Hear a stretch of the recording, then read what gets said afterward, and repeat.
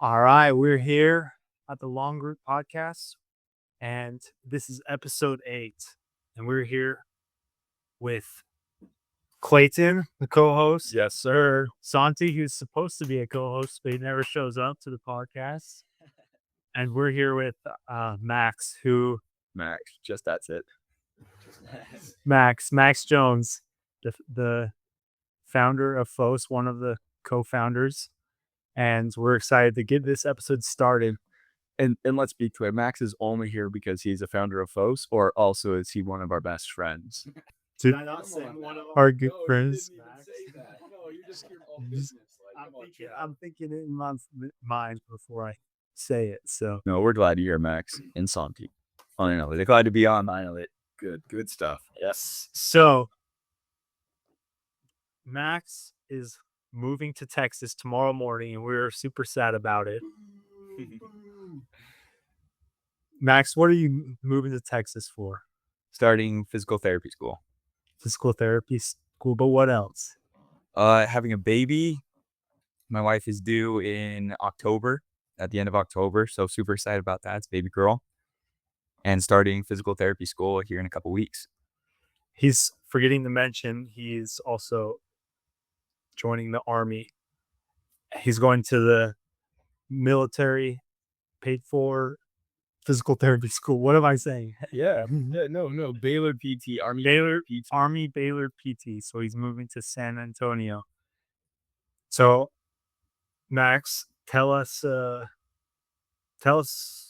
what you're looking forward to. Well, I'm kind of glad to get done with the generals that were in my undergrad, as all of us know. And at the same time, I'm really glad to actually be able to specialize in things. It's always really interested me to be able to work with people that are oriented on performance. And that's why I loved coaching you guys for the time that I did. I loved the world of running. It was just very fun to be able to be around people who are motivated. And that's one of the reasons why I chose to do Army Baylor, is because going through that program, a lot of the times you're going to be surrounded by people, soldiers who are motivated to get their next promotional rank through physical fitness tests, through hitting their AFT standards. And so just being able to work in tandem with them, I'm really excited about that. Yeah, it's exciting stuff for Max and his wife. They're welcoming a little baby girl into the world in October. And so crazy stuff. The world changes, and we're We're all depressed. We're all finding our own path, but it's kind of sad.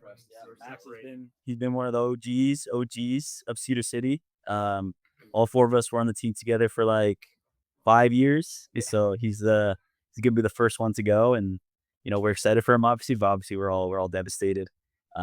Especially because he was our coach for honestly 2 years, like even part time in college. Raise your hand if you can credit PR to Max's coaching. About looking at the video, all of us raised our hands.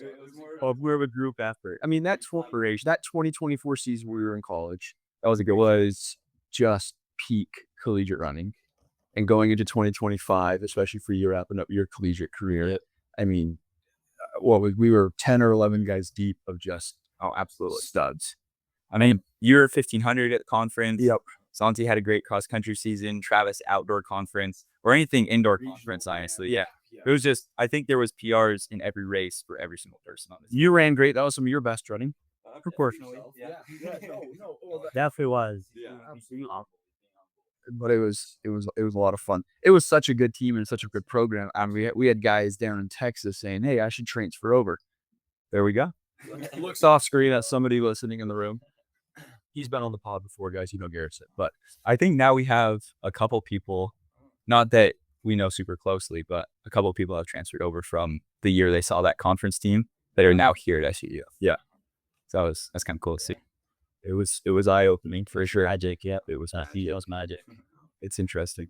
But yeah, I think a lot of us, as much as Max doesn't like to, I guess, take credit for it, a lot of us credit our success that year and the years that led up until now to Max. He was the one that brought the idea of the new training and kind of handled it, gave us the science, and really broke it down like a coach. And even after college, we all trusted him a bit, or obviously we trusted him a lot, not a bit, but really trusted him and he did a great job. He coached all of us to more PRs post collegiately and kept us motivated, kept us into the sport. And so You took us all to the roads. yeah, All three of us, I feel like, successfully transferred to the roads.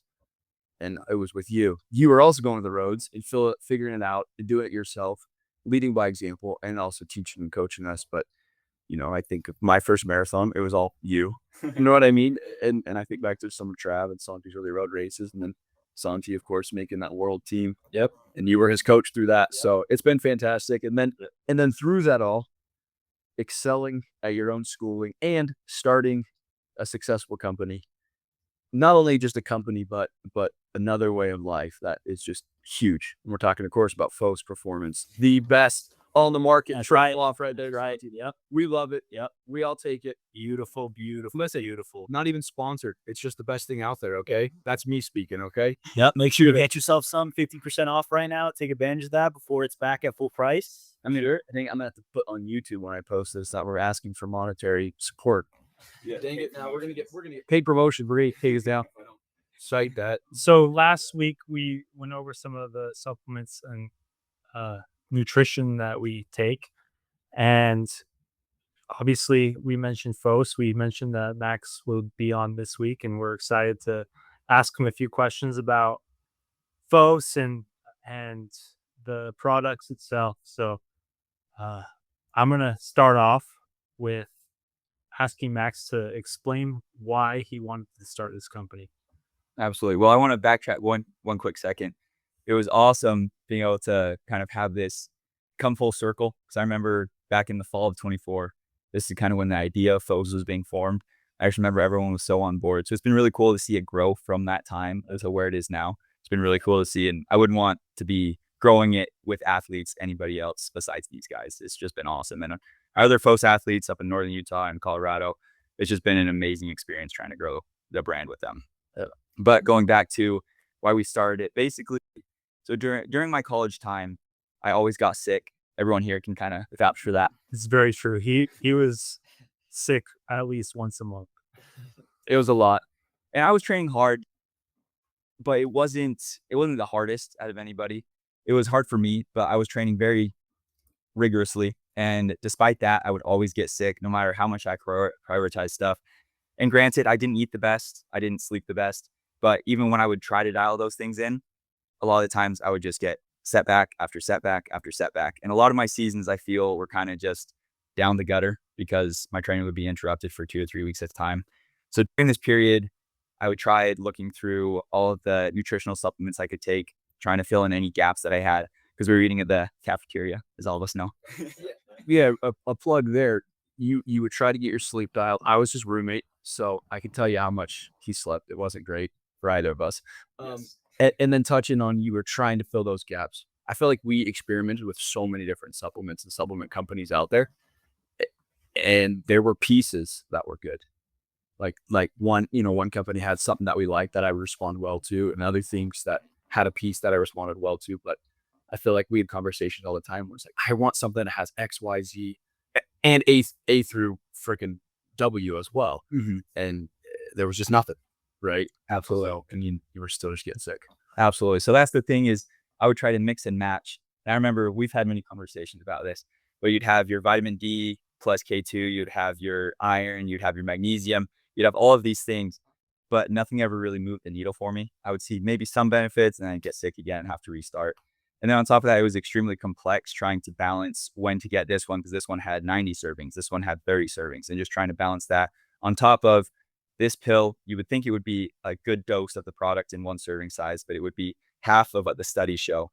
So just a lot of things whether it comes down to the complexity, the inconvenience, or just the ineffectiveness of the dose, kind of led us to realize there has to be something better out there. It has to be something that's more pure, more transparent, and something that actually works.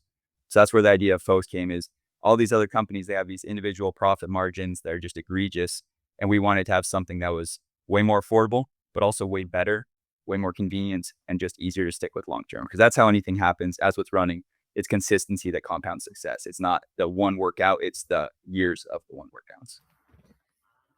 a few things I want to follow up on that Max slightly mentioned was how we talked about so much when Phos was getting started, how other supplement brands rip their customers off so much. They have huge profit margins, and Max wanted to give a product to people that was affordable but also quality. So with all the ingredients that Phos has, it does come out to seem like a pricey upfront product. However, you're saving about 600 to 800 bucks if you bought each ingredient separately. So it's Max has always just wanted to be upfront, honest with the customers, and make the quality as good as possible. And just going along with that, if you just look at, for example, the AM blend, if you look at the trace minerals, which we get from the Great Salt Lake, if you look at that from, I won't mention the companies. Yes. If you look at those companies that are just doing a month serving of the trace mineral, Well, you know exactly who those are if you're from Utah. yes, they're charging $50 for just that one product, and you got 30 servings. Sometimes you get obviously bigger servings, but with this, that's one of our ingredients, and it's also twice the serving size that they have in their product, and that's one of 62 ingredients in ours, and ours is barely double the cost. Which right now it's 50% off, so it's actually the same. The same company. Yes, and that's one of the XT2, one of 62 ingredients. That's right there. Everything's obviously third-party tested and banned substance tested. Thank goodness. No Jonah Coach is in here. We'll get there maybe later. Yes. So Max, can you give us some of the feedback that you've been receiving from customers? Absolutely. So right off the bat, the taste is rough, as we all know, but that's not why we take supplements. The supplements, they're not supposed to be something yummy to sip on, or at least this isn't. This is supposed to be your foundational thing to check off all your boxes. So the feedback has been almost extensively and perfectly good, as long as people can get past the taste. So the same thing we say to everyone is you mix it with juice, you mix it with coffee, you mix it in a smoothie, anything along those lines, it'll mask the taste perfectly. You just take it as a wellness shot and you don't even have to think about it. So besides the taste, perfect feedback. Other than that, the taste, obviously, it's never going to be better because that would just ruin our purity, it'd ruin our transparency. Absolutely. I think about the taste, and I think about everyone I've talked with.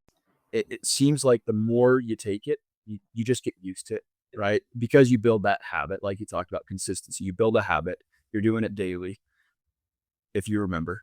But you get used to the taste. Because I remember for me, I had to have something usually in the PM that would like help with the taste. And now I'm to the point that it's like, no, when I take the PM, I just take it. It doesn't matter anymore. And the AM has always been just easy for me. I kind of like it, honestly. Fair enough. I like the AM take. But the PM, I still have to have something with it, but I've gotten used to it a little bit more as you go. So just that consistency with it. Yeah, the taste isn't great still, but you notice a difference from the ingredients and from what you're taking day in and day out. And I credit a lot of just smoothness in my training to that. Yeah, Huge. I think anybody who gives it a try will be able to attest to seeing the positive results, whether it's the acute effects of the PM blends when you go to sleep, or after a few weeks of taking it consistently, just the cumulative effects you get from it. I think anybody who tries it will really see, and that's what most of our reviews are saying. Like that's what most of the people are saying. Let's take it. Like I feel like right away they'll feel the sleep benefits. But after a few weeks is when they really start to see like the gut health and all the other things. Good. Yeah, Oh, it is. No, it really is. yeah, it's magic. It To really be regular as a runner, it feels so good, and I can. And anyways, not to talk about that crap, but Going along with that, though, obviously everyone's different. So I know, Santi, you kind of have a sensitivity to magnesium. We kind of deduced. So with that, it's not that you only have to take a full serving size of Phos. It can be kind of worked down. So for Arendira, my wife, that is less than 100 pounds, she would need less, obviously, half a scoop. Whereas me, I would need a full scoop. You need a full scoop. But then Santi might need 3/4 scoop or something, just to make sure that it can be adjusted to the body. get tougher. What the heck? He's sensitive. working magnesium too, of course, like the biggest one. Yeah, right at 8. Oh, but it's great. But even and we've talked. My AM I don't miss a morning, but my PM I'll go every few days. Yeah, and I don't know. It's just how I do it, but I feel the effects throughout a couple of days. But I do notice the night I take it, I sleep just a little bit better. There you go. So it's great. What do you guys like to take it with? Oh man. Okay. I've been putting everybody on AM with Sunny D is just a game changer. You have to do it. All right. And Sunny D, if you ever hear my podcast, sponsor me.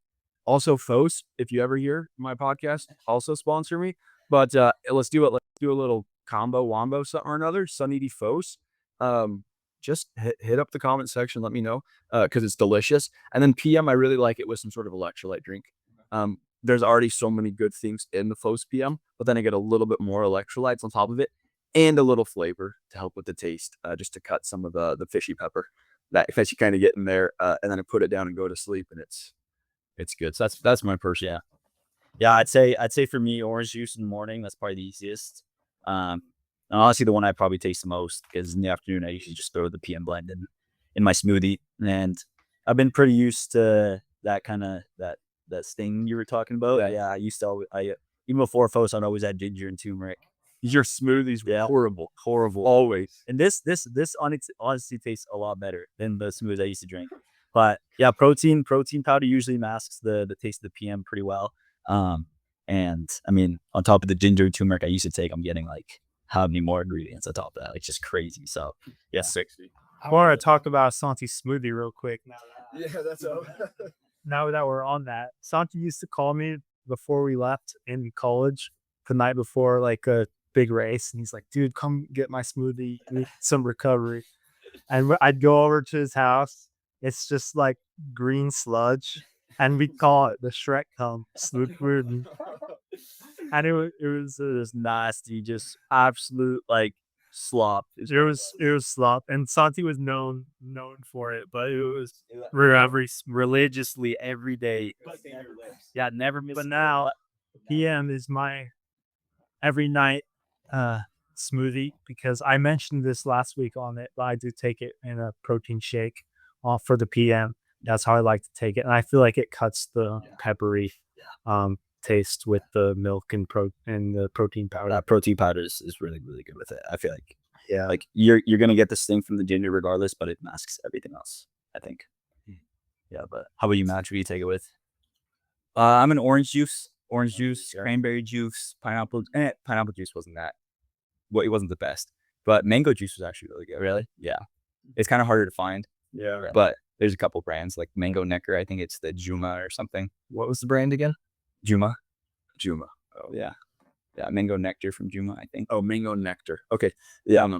We tried pineapple that one time we were at an event, and I think in a low dosage it was fine, but once you put it into like a full shot, It didn't cut it. it didn't cut it as much.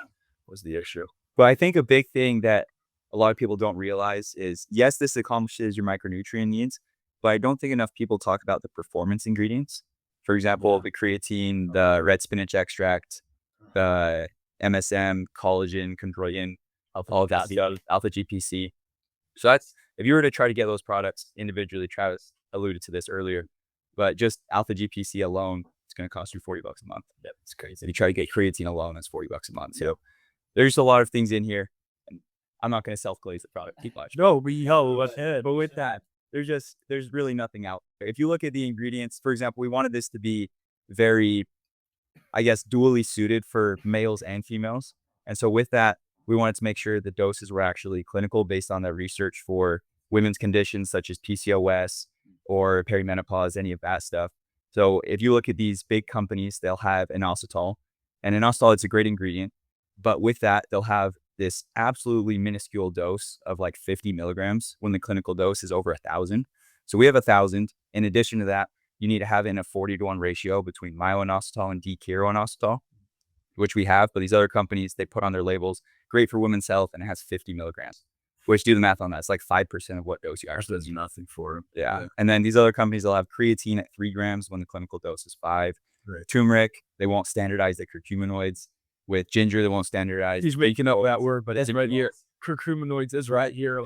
So guys haven't realized this dude's genius. So he's not just spitting out buzzwords. Like everything he's saying is facts, and even if you don't understand it, like it's all backed by science. Everything. It's actually insane. Like the way he just spits, and it's like you go and back it up online and see like what he's saying is true. Like it's It's crazy. Every ingredient here has been looked at, backed, and like clinically tested to like. There's a reason we put it in here. It's not just junk ingredients to make it look cool. Like everything in here has been studied. Like nothing has been left up for guesses or whatnot. Yeah. And if you don't believe us, it's $40.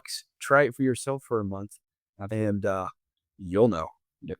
You'll absolutely know. That's good. I did misspeak though. I said gingeroids. It's gingerols. So I did misspeak. If I used to look at that gingerol.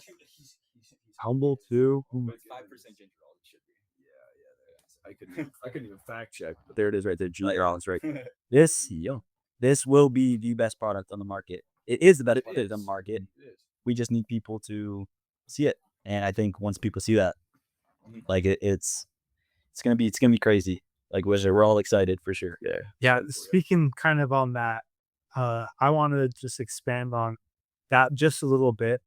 Max, I know you've had a vision since the start of helping people out, and it's been awesome to see the company grow thus far. It was launched in early January or mid-January, so you have this vision of helping athletes, helping people achieve goals, maybe even helping like business endeavors. I want you to expound on that vision, and I also wanted to say like he's helped me and Santi. We're one of the Phos athletes, and among others.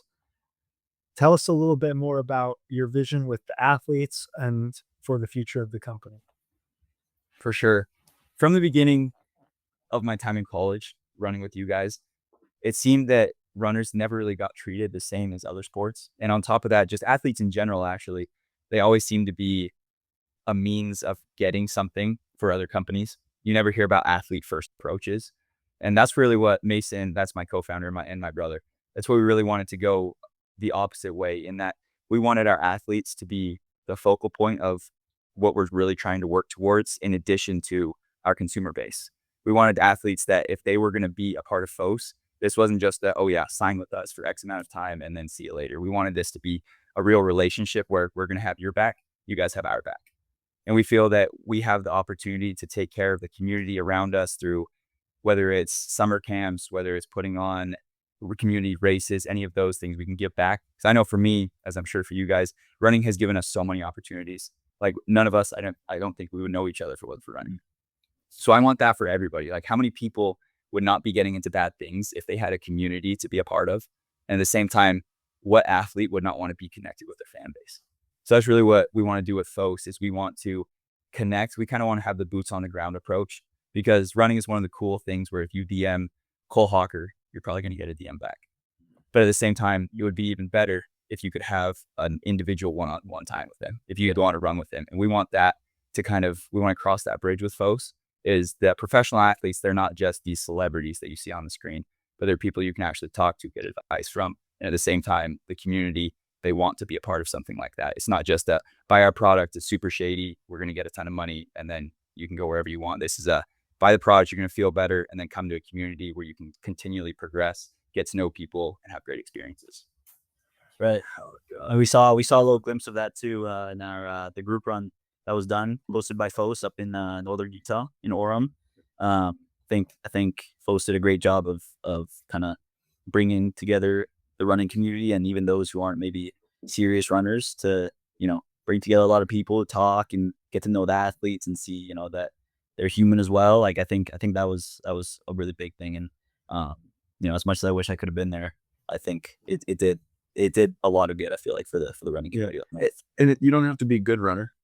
Yeah. You don't even have to be really a runner. You can just be a human and take Phos because it's good for you. Absolutely. And be a part of this community you're building. And you've partnered with other events and other groups to put on these amazing community outreach. And now you want to have that vision in the future of putting on your own events and not just partnering with somebody, dude, we're stoked for you. Yeah, with the way it's going, man. Well, I'm stoked to have you guys as part of it. We're just here. I just do a podcast, so that's all I do. But no, it is crazy though. Like just kind of how well that went in just Utah. Like I think once we expand, around the country and around the globe, I think it's gonna be crazy. I think it's gonna be really, really beneficial. And product aside, like just bringing people together, I think it's gonna be great. I feel a lot of companies, that's all they are, is a company. They're not a place where you can feel involved. And I think that's where a lot of things fall short is, I don't know. I feel less likely to believe in someone's intentions if I don't know them personally. And so I really want to be boots on the ground, a real, like, where rubber meets the road.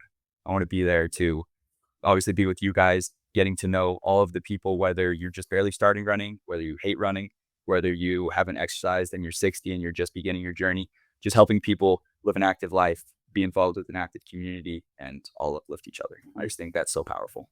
Yep. Amen to that, brother. Holy smokes. This is some good stuff. We love Phos. Yep. It's amazing. Yep.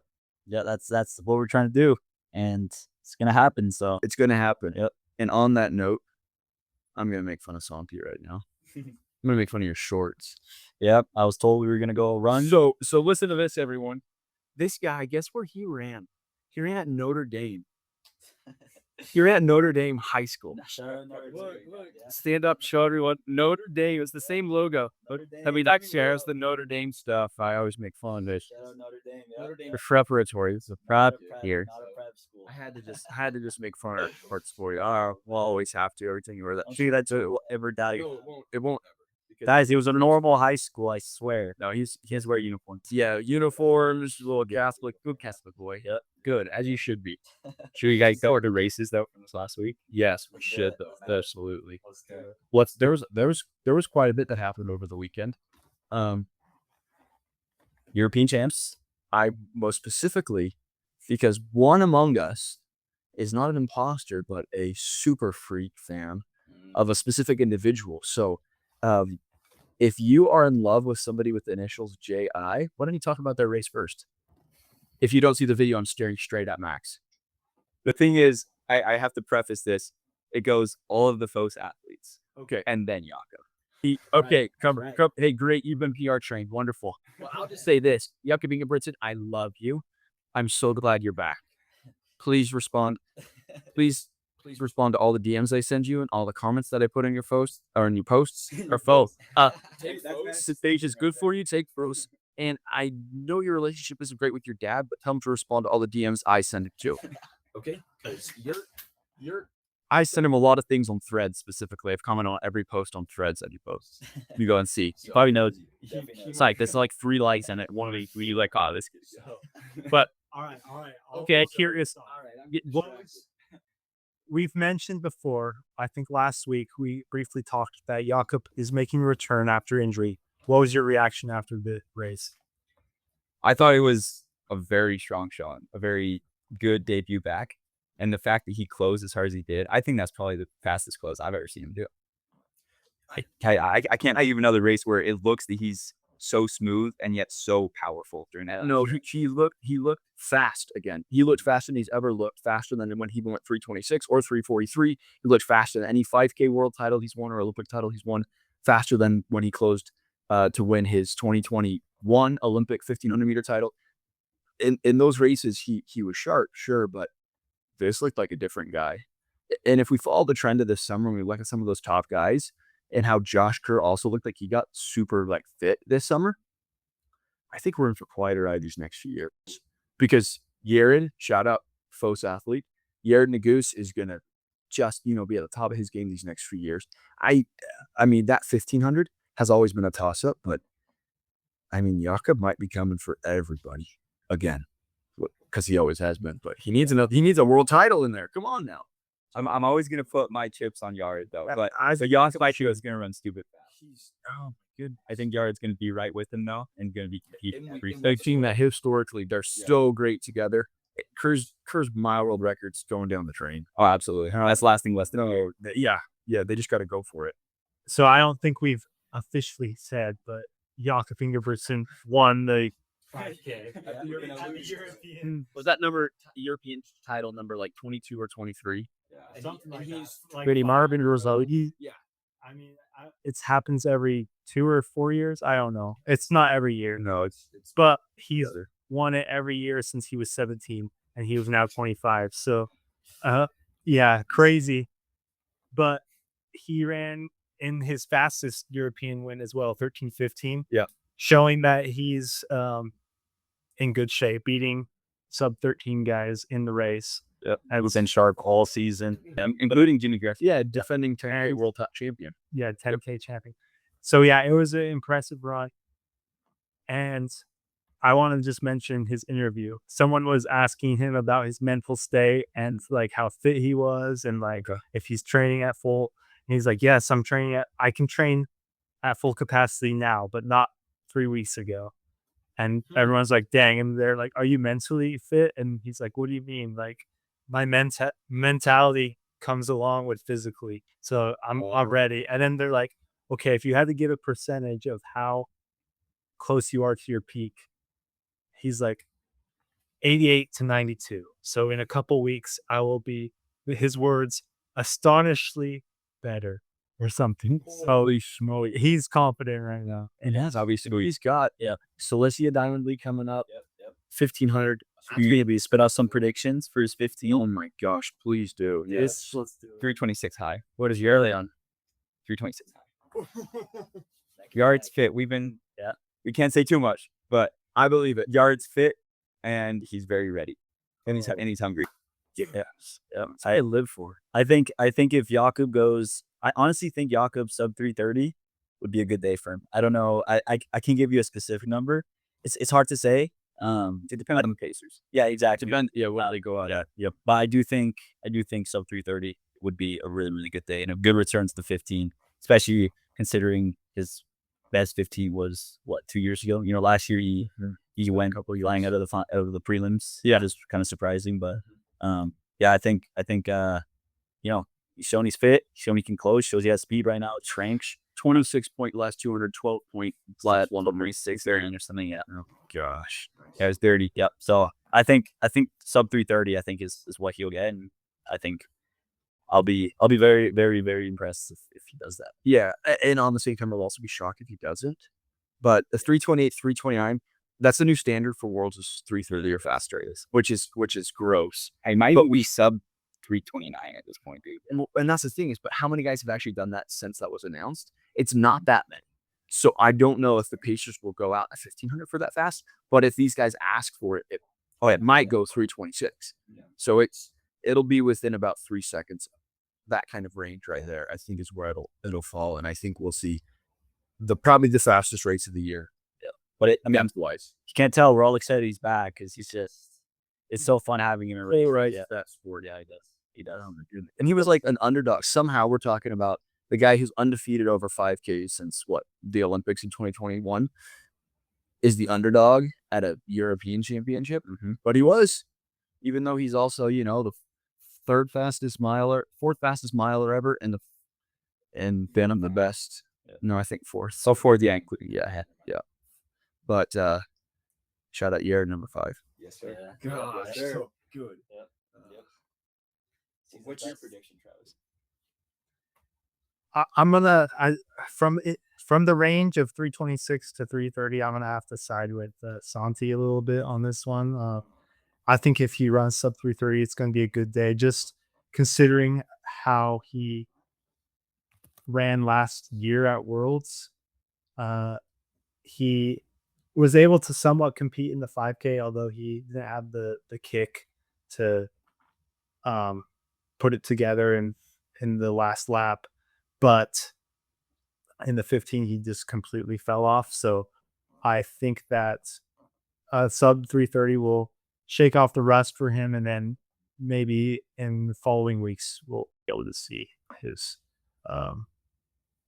peak Jakob. Yep.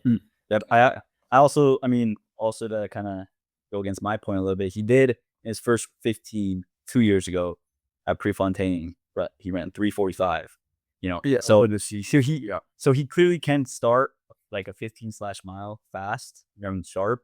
It'll just be depending on how fit he is. That's what it'll come down to. But we know he can start 15 like his season with a quick 15/mile. A Diamond League is in his favor though, because it's normally set up with the Pacers, so that is like leans towards Jakob's strength. So and leans for a stupid quick year and maybe American records. That's talk about a guy that just goes out and just grinds. Yeah, every pace. Oh my goodness. I mean, he was He won 2 Diamond Leagues, second at 2 more, won the USATF Road Mile. It's been a hot year. Second in an 100 mile race. Yep, second world record mile race, 3:45. Yep. Respectable. Well, that's pretty silly. Second fastest in the world, literally. Yeah. It's been a great year. Yeah. He's been phenomenal. Talking about Jakob, we're talking about him in the 1500. We're doing what I always do, and I can't believe we do this all the time. Is we're talking about him as this great 1500 miler when he might be on a track to be the greatest 5K runner ever. When do we see him just finally go out and break the 5K world record? Next summer, do we see it, or do we see it in like literally 6 weeks? I mean, I would prefer 6 weeks, but I would love to see him go and do it. Well, I think he could. The way that 13-15 first race in 18 months looked, like, who's to say if he in the next 3 or 4 weeks he's astonishingly fitter? We're talking he's probably at least in 1250 shape right now. All of a sudden he's 1240 shape. That's only a few seconds off going and a hard paced Diamond League race, and all of a sudden he's a 1233 guy, world record. Bong, like, absolutely. but he loves that 1500. His 7:17 3K though, I think converts faster, much faster than the 12:35. Yes, it pushes that 1230 barrier. Absolutely. There's a world where he goes under 1230. Absolutely. Only 60s. I wish you would have ran a 5K that season. Oh my god. It would have been unbelievable. Especially with Gebro at what 1236 was that year, the year out year. Oh my! And The Kajelcha was 37. Legend. So we're talking about all these guys like Jakob running 7:17, beating Daniel Komen, and all these legends. There may be a new Daniel Komen in the midst. I don't know if I don't know if you've heard this, and I only knew this because of today. I was listening to I think it was the Let's Run podcast. So there was a young Kenyan. I think he's at the U20. He ran the 3K and won, dominated, soloed. He ran 7:28, but the way he ran it was very interesting. I believe he second 400, he split a 54. Yep. And then continued to run 7:28. And so people they were talking, and I'm gonna bring this point up. How many people in the world could run 7:28 running like that right now? Solo. Where all the and the forest fires, the whole stadium was just covered in smoke. Like, it was insane. Like, I saw 7:28 when I first saw that. I couldn't believe my eyes. I didn't know. Like, I refused to. Running so the kids aim. Got it right here. I'll scan him in a second. But he's gonna be someone to look out for in the coming years. I think it's a little disrespectful. We don't know his name, but Yeah, but the return of Daniel Komen. That's what they're saying. just absolutely insane. He was like, how far off was he from the under 20 world record? I should reload like a half a second. Yeah, he was Kip close. Limo has that, doesn't he? Does he? I thought Kip Limo was like 7:26. Wouldn't be surprised. Because remember, he beat Jakob. Jakob went 7:26. Yeah, Kip Limo. Was he under 20 then? I believe so. Huh. I mean, Kip Limo right now, I think he's 22.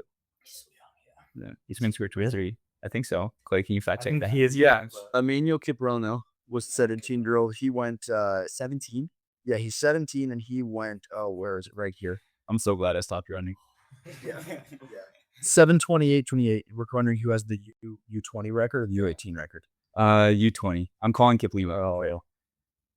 That's just, I can't believe he ran it like that though. Yeah, and he was just like, I think it didn't even phase me. I think he ran sub 4 in the middle. He went 354 for 1600, 455 for 2K, and then he eased off and then closed in 28.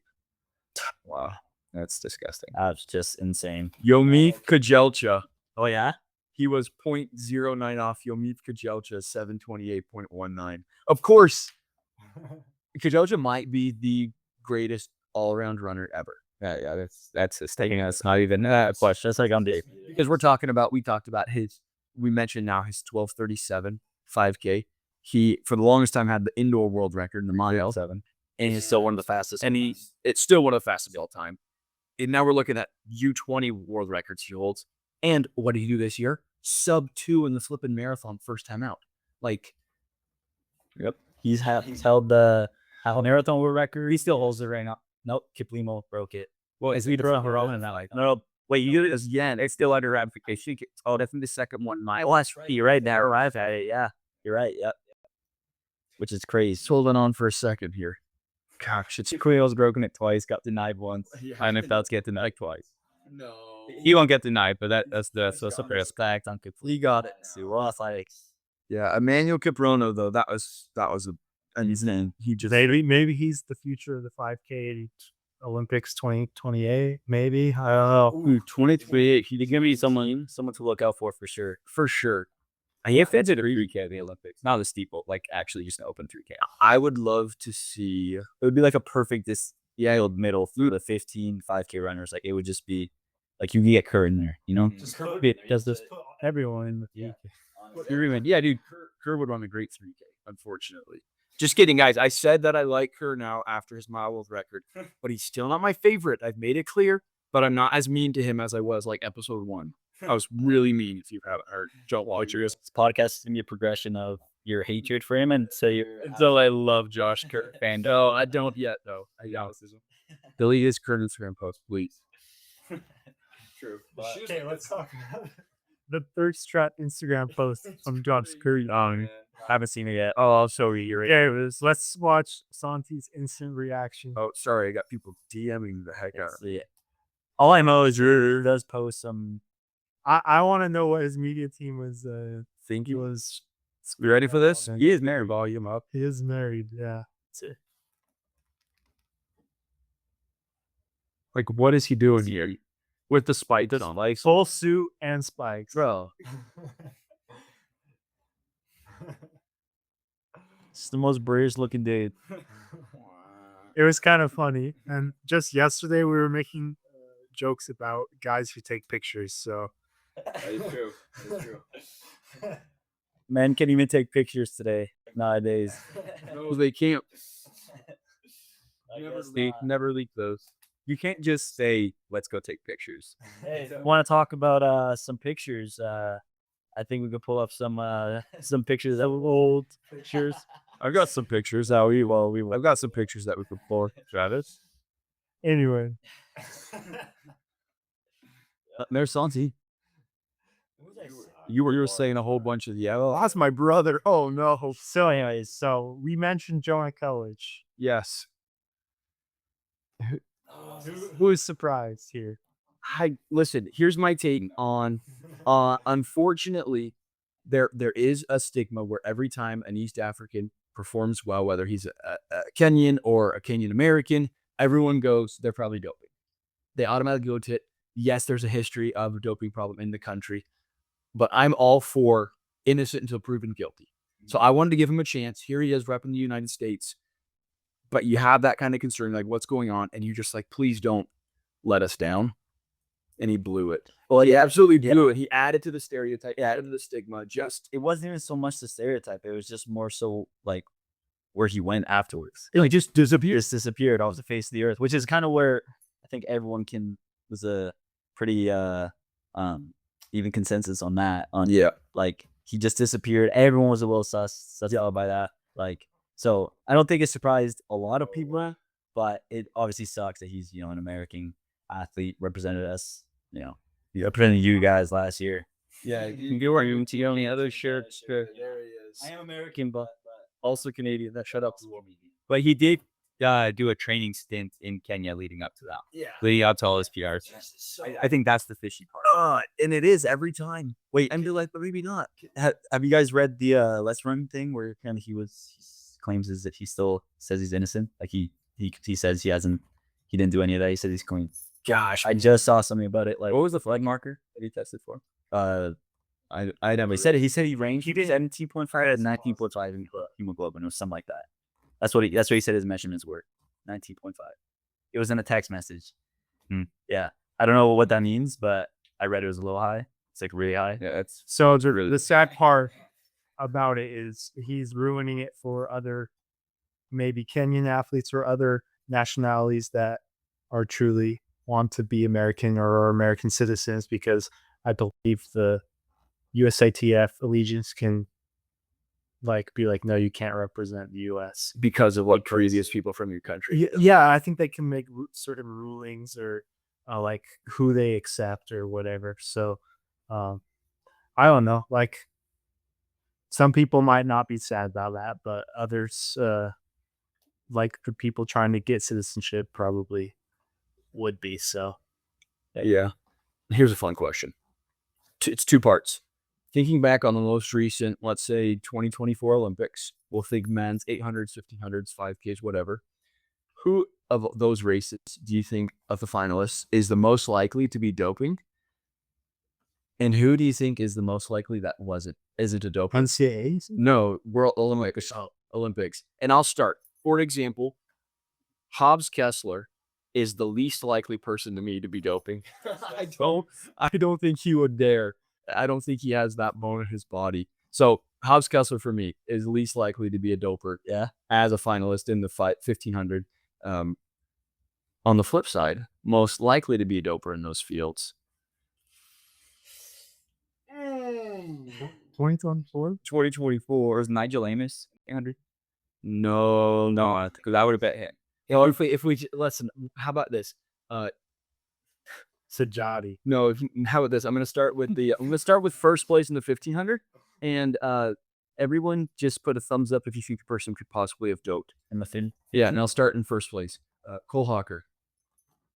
Oh, I get worried sometimes with the way he peaks. They do good, and sometimes it's too good. All right, who was second? Sure. Oh, no. That I doper. don't know, man. Yeah, that flipping doper. It's so hard. I'd have to put down. It's too. it's tough, man. That's Yeah, the most likely is Jakob, I'll be honest. I still today's the system, and we skipped Yared. No way. So we're saying the top 5 are completely clean because Hobbs was fifth. Yard, I know is clean. When going through, like, before signing him, and the amount of questions that he had, making sure that we had our third-party testing certifications, banned substance tested, like, he was super into that stuff. I know Jakob's the most likely. Yeah, but a long history of success. Josh is if you plug it in to kind of a trajectory of a doper, Josh Kerr fits it the most, similar to like a Jess Holt, where like you're fantastic in college, big NCAA titles, maybe NCAA records, and then you do a random 6-second jump once you're an established pro. That was Jess Holt. Like, hello. I don't know. Just sometimes it's training and sometimes it's just like. Okay, so if you stay with the exact same training and you're getting paid a lot of money and it's your whole job and you still drive. I know Jared Pools has said she switched stuff up and that's when she found success because she was with the Oregon Project. She was 350. Oh, yeah, so she's definitely not a doper. Oh, Listen, Alberto, coach me, Alberto, but we know what you were up to. It's not illegal. It's not illegal. That's all I say. So somebody take the mic away from me. it's tough. It's tough. I think I don't know. It's that's a touchy subject for sure. Yeah. Like I don't know. It's hard to say. It's hard to say who's clean and who isn't. Yeah. You know, we could be naive and say everyone's clean, but I mean us, you know, the sport doesn't work like that. And maybe everybody's dirty. Maybe. So, But we'll say pros get tested very, very, very often, and it's just hard in my head to think they'd make it that easy to dodge tests or make themselves to be clean. I'm not saying everyone's clean, but we'll say I don't know. It's tough when you get to that level of being like the best in the world. You're getting tested constantly, and so I don't know. Speaking of testing, yeah, do you guys hear in the Tour de France, Jonas Vingegaard crashed out as the tour because he was woken up at 2 a.m. Halfway through the stage, he was woken up 2 a.m. for drug testing. Really? That's just no. 2 weeks into the stage, he's in second place. Yeah. He's having a great tour. Obviously, Tadej Pogacar was in first, but Jonas is having a great tour. They wake him up at 2 a.m. And then that day, he wakes up, crashed out of the tour. Tons of injuries. I saw that and just like they got to make a ruling because I feel like just the lack of sleep. There's tons of studies that it can slow reaction time. So like, like who knows if that's what made him crash? But like, that's what made him crash. Like You're going 60 miles an hour on a winding road. yeah, and he has to Wait, just saying crash, like he actually crashed. yeah, he couldn't finish. He dropped out of the tour. Really? And it was like middle stage. they gotta like they have to have like reasoning. I feel like to do that. That's just no tact. Well, here's how they have a favorite. I know in running, I'm pretty sure they have to be available between like 6 a.m. and 11 p.m. or something. Or you also have to put a certain time, and it can be as early as like 5 a.m. where they can come. I don't know. I listened to a few things, but I think that's the ruling. Like you have to always be available for at least 1 hour. And you have to always keep it updated. Cycling does have a lot more money in it. So maybe they don't care about the athletes as much because they're making a lot more money. Which is why something needs to change, because 2 a.m. is just, there's no tact to that. That's just horrible. They did get Tajay Pogacar. That's how you say his name, I think. Tade. They got him at, I believe, 5:30 a.m. So he still got a full sleep, but they still woke him up early that same day. Can they not test after? Why does it have to be a great question? That's fine. After the stages, or I think that a better time. I think the worry is actually I listened to something. I think the worry is like microdosing, where some things might wear off. Like if you have these hours where it's till 11 p.m. to 6 a.m., you might be able to microdose where you only test positive in the 6 hour range. I don't know that, but I feel like there's still gotta be a ruling, at least like during competition. Like maybe during training, that's a different story. So I will say though, yeah, at Worlds they were waking people up at World Cross. Yeah, they were waking people up at our hotel to get tested. Like how? Like what times? Like 4 or 5 a.m. Oh my gosh. I was rooming with my boy Foster, who's a pretty high profile athlete. I was worried I was going to be, or not worried, I guess, but I guess worried. Yeah. Waking up that early. yeah, I was like, Santi was gonna be punching the sheets. I would have been so pissed. 4 a.m. You're like, guys, he's quitting at Flair. We're gonna race at Worlds few hours. But I do know of some athletes that were pulled in the morning to get tested. Which, I mean, me putting myself in those shoes, like I'd be really upset. Like especially leading up to a big race like that. Like, yeah, I would have been very upset. But luckily, it didn't come knocking. But I do know of some athletes who they could get. So I don't also imagine their frustration. Yeah, but I feel it would be better that if the race starts at 8 a.m., then you're allowed to be woken up at 5 a.m. because most people are up too. yeah. We're not waiting. Yeah. Yep. Yeah. So with Tadej Pogacar, him being woken up at 5:30, I feel that's probably more. it's a lot more reasonable. Wait, About 1:45 or 2. What? Yeah, Really? Yeah. 145? Yeah, and literally cradle, but that's crazy. That's just This is after like 10, 15 days of competition. Yeah, and it's the hardest endurance feat in the world to even complete the Tour de France and to be in second place. I mean, he's already won the Tour twice, but just to be that physically fatigued, I don't know. I think that's an insane move by Wada. yeah. Yep. L and the chat wanna. Absolutely. But is Tadej Pogacar, now I kind of want to ask a question. Is he the greatest endurance athlete of all time? Remind me his VO2 max. Just about 100. Yeah, there's your answer, everyone. Yes, without a doubt. Well, Christian Blumenfeld. Oh, and Blumenfeld's was 101 or something. Yeah. Oh, you're right. So, I mean, but if you have Tadej Pogacar's limits, like for example, for 77 kilometers, he averaged 380 watts, which most people on the bike, even if you're a semi-pro athlete in terms of cycling, you can't average 250 for a 30-minute time trial. And he did 77 kilometers at the end of stage like 16 or 17 at 380 watts. And we've talked about that dominance where it's just nobody's on that level for years. Nobody's been on that level.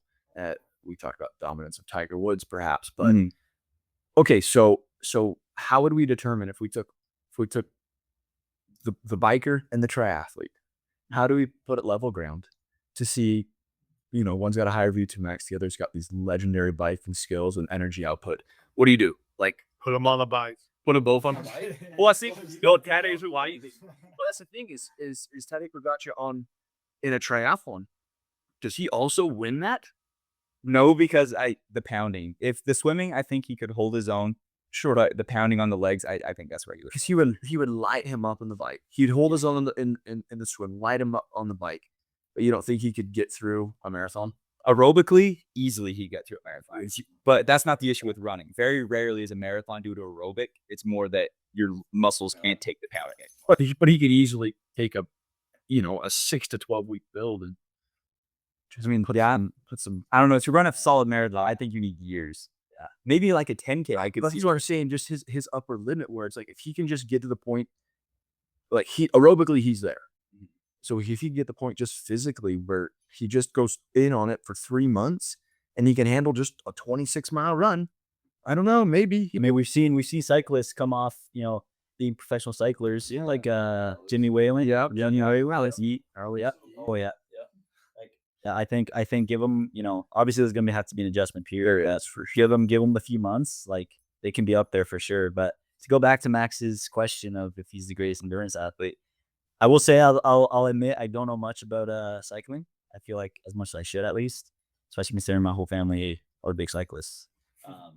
But from what Max has told me and the way he's, I guess, put it in terms of running, he has to be. I'm gonna give a counterpoint. What matters? Medals, Olympic medals. Vlade has everything. Oh, he's won. So, but what about the cross country skier? He might have the most Olympic medals in endurance. But yes, but that's not across all distances. Like Tadej Pogačar, imagine a runner winning the 800-meter ultra marathon. The cross country guy. But it's still not as much range though, because you're talking about a 20-minute race versus an 8-hour, 3-week race every single. Well, what's his name? I don't even remember.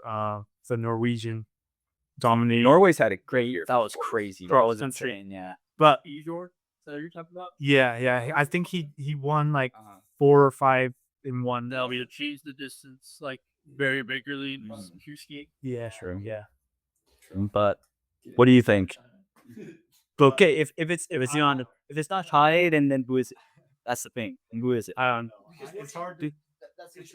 So Vinny is the greatest endurance athlete in the world. For me, it has to be physiological, which is why I go for an equalizer like VO2 max. But that doesn't for me as well. Running is the most natural like biking is like it's impressive, but running is the most like natural way of expressing endurance because it's happened since the beginning of time. We're made to run. We're not necessarily made to cycle. So I'm very biased, but I feel like I see what you saw it. It's apples and oranges. I feel like we could do. What if we did? I mean, the 3 pillars of what makes like a great runner is running economy, VO2 max, and lactate threshold. I feel we can kind of get rid of the economy because each sport is different. So we could just use wattage or power and VO2 max, and that Tadej Pogačar just not even close. Right, because he doesn't have number 1 VO2 max, but he cleans the gap over over wattage. Yeah, most people in the tour. I mean, if you try to break it down again in running terms, most people in the world they can't run 4:20 pace at threshold. And Tadej Pogačar, that's his zone 2. So it's just like there's not even a comparison. It's like that. I'm like, it doesn't even come close. Like right now, Jakob's threshold was like 424, something around there per K. Well, imagine that being your like upper limit of zone 2. It's just it's completely outlandish. That's like a 130 to like 140, like 5 heart rate type. It'll say he's pumping up about 146 heart rate, and he's doing like 310 watts. That's just I don't even. You can't have to produce that many. Right. And on top of all of it, he's 60 kilograms, which means he's pumping out roughly 8 watts per kilo. He's a thick boy. Well, I mean, no, 60. He's a tiny boy. Yeah, I was thinking, but 8 watts per kilo that's disgusting. So we're gonna have to wrap this up here pretty soon. But start at that time. It's my group. They're going for a little run, and we're gonna go for a late night. One final night run. Yeah, to say goodbye to Max. But real quick, do we want to touch on our own training? Yeah, and let's give the updates. I want to do a quick shout out. You may have noticed if you've been watching or listening at all, you hear a voice sometimes shouting or we're looking to the side. Garrison's off to the side here. Garrison Schindler, our boy here. Come just swing in for 30 seconds. Tell us what you got this weekend, okay? I'm going to have him sit in. Yeah, no, he's good. He's going to have this mic. Tell us what you're up to this weekend, and we want to shout you out. Yeah, absolutely. So I'm racing another 800. I'm going back to Portland. Just my second race of the season, but looks like it's going to be another really good field. Excited to compete with some guys. Right now, it's looking like I'm gonna be in a heat with some 144 guys. So that's gonna be insane. Hopefully that sticks. I'd love to just hang on and see if I can be the last two, but whatever the case may be, just hoping to go get another PB and start training for the winter. So Finish off the season strong. Yeah, absolutely. Yeah, that's exciting to get a final race in and show off your hard work. Yeah, he's gonna run it quick. He's fit. That's the hope for sure. But speed's always feeling great if you start up the spring part. Yeah, you gotta hashtag trust the taper. Exactly. Right, just the taper. Yeah, it'll be fun. I'm excited to get out a little more aggressive this time, being like the low 50s, like 51, 52 this time. Really go for it. So That's right. it'll be fun. Right. And how's the golf game feeling? Golf game, not a, working on that still. Can't say there's a good part of that. Maybe chipping every now and then. Everything else is, crapshoot. Yeah. I'll quickly give an update on my training. I am in solid marathon training for St. George. I'm excited. This will be my third week at 100 miles after a few races in the middle of the summer. And I just had a good workout this morning. I did 2x4 miles, averaged 5.0s. So pretty solid day. I'm excited about that. So that will be my only workout for the week and then along with a long run with some workout built into there. But this week was just focused on the volume and getting a good session in because I struggled a little bit last week. But Santi, you want to give us? Yeah. Right now I'm still trying to figure out a fall and winter schedule, but tentatively right now, St. George Marathon. I've never done a marathon, and The announcement's out. announcements out, I guess, for the 20 viewers. Yeah, I'm doing a St. George Marathon, maybe, assuming there's nothing in the half, no incentive to do the half. I might as well just hop in the marathon. As much as I wish I could get a longer build, I got to work with what I got. So I got how long is it? 9 weeks. 7.5. Oh, yes, top weeks, and I'm only just starting to get back up to mileage. 3 days.